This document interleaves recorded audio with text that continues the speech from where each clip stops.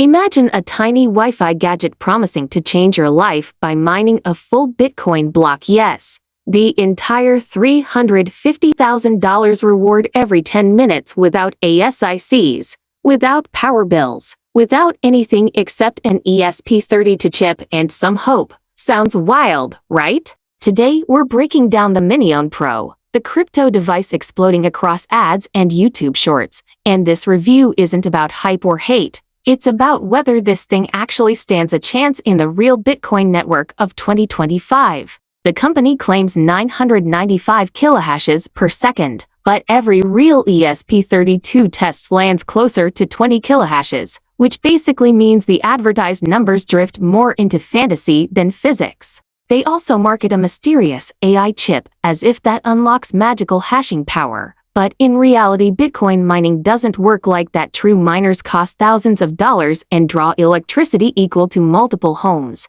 because competing with over 1 zettahash per second requires industrial firepower, not a pocket-sized board.